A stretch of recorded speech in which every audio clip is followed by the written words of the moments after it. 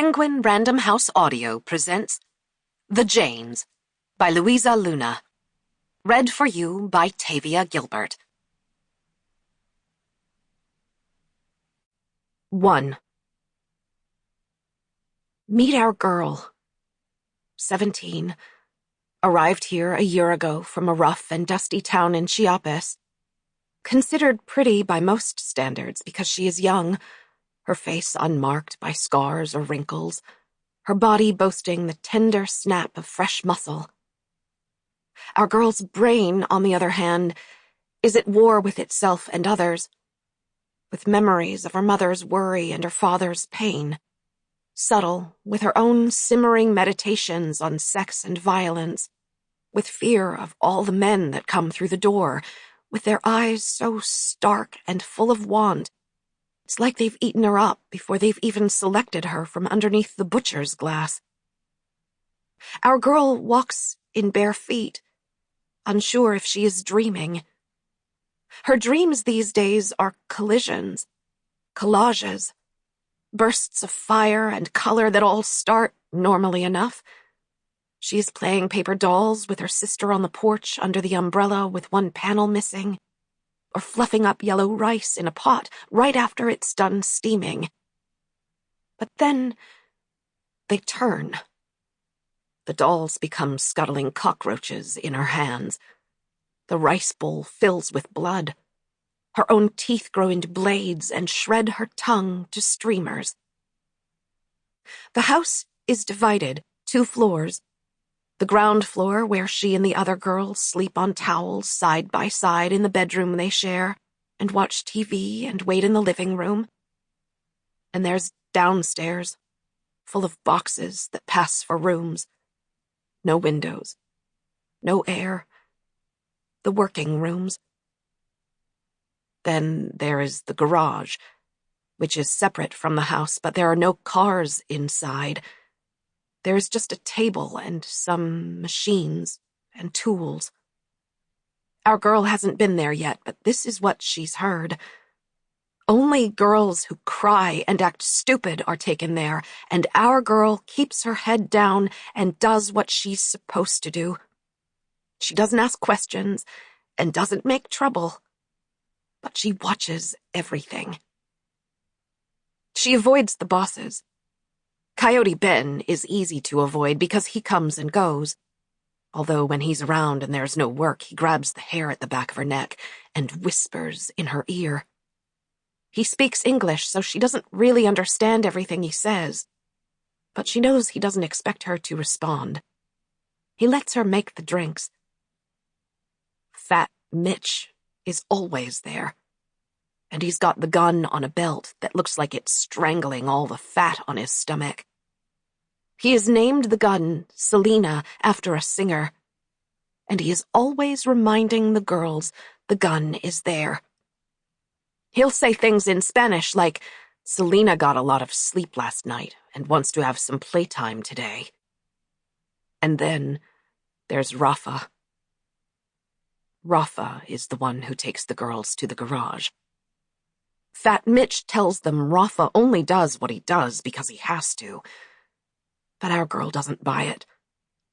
She knows Rafa does it because he likes it.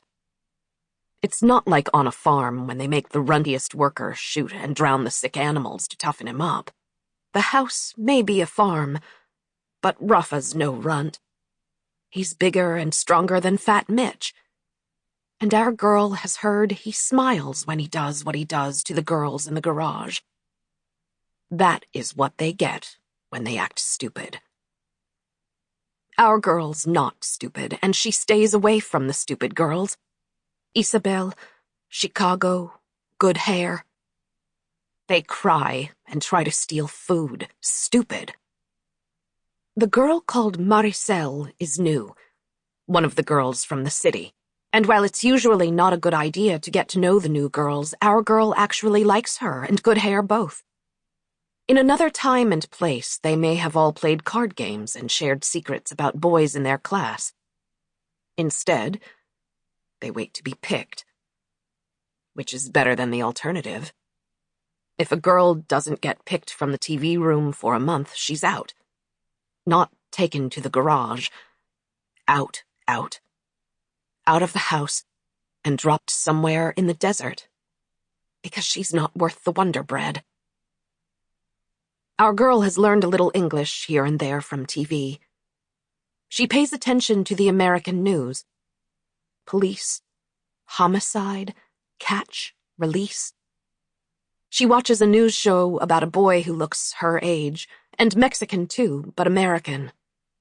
She tries to wrap her mouth around a word the newswoman keeps repeating, which sounds like something about a duck flying up. Ducked. Up, ducked. The boy talks to the newswoman, points to a picture of a fish tank. Then there is another woman, not the newswoman. 2014, it says in the corner. Her name is at the bottom of the screen.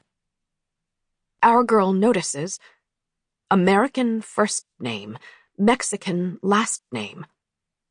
She looks like she is police, or a lesbian, or a gangster. She wears black clothes and sunglasses. Back to the boy. Over and over he says the same thing. She safes me. She safes me. Our girl watches the boy's top row of teeth, the way they scrape his bottom lip as he cries. The word is not safes, it's saved. She saved me, the boy says, again and again. Our girl watches Maricel get up close to the TV. Maricel doesn't take her eyes off it. The boy on the screen says, "She saved me. Alice Vega. She saved me." Maricel begins to cry along with the boy. Our girl watches her and realizes her own hands are shaking. Our girl has a thought out of nowhere. You treat us like dogs, we're going to act like dogs. A map unfolds in her mind, square by square. She saved me, the boy says.